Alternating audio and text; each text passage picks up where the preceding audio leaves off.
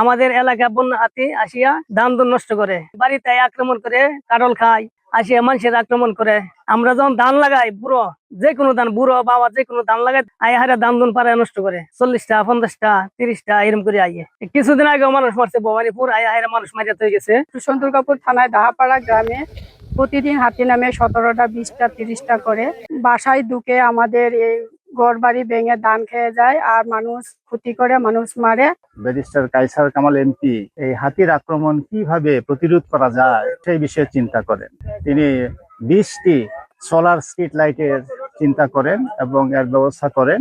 আজকে এখানে দুর্গাপুর উপজেলার প্রশাসনের লোকজন, আমাদের ইউএনও মহোদয় এবং সঙ্গে আরো প্রশাসনের লোকজন এখানে আসবেন এবং তারাও এখানে উপস্থিত থাকবেন। তা এলাকার লোকজন এই সোলার স্ট্রিট লাইট পেয়ে খুবই খুশি, তবে এইটা যথেষ্ট নয়। আরো সোলার স্ট্রিট লাইট যে দরকার, আমরাও ঘুরে ঘুরে দেখতে পেয়েছি, আসলে আরো অনেক দরকার। আমাদের বিশ্বাস এবং এলাকাবাসীরও বিশ্বাস, এই 3-4 মাসের মধ্যে এই মানুষের দুঃখ কষ্ট এবং মানুষের এই ক্ষতির কথা চিন্তা করে আমাদের ডেপুটি স্পিকার মহোদয় যে উদ্যোগ গ্রহণ করেছেন, সামনে যেখানে যেখানে আরো সোলার স্ট্রিট লাইট দরকার হবে সেখানে তিনি আরো দিবেন, ব্যবস্থা করবেন, এই প্রত্যাশায় তারা আছেন।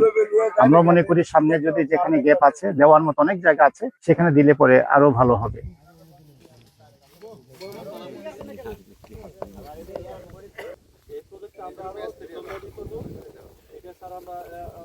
আমরা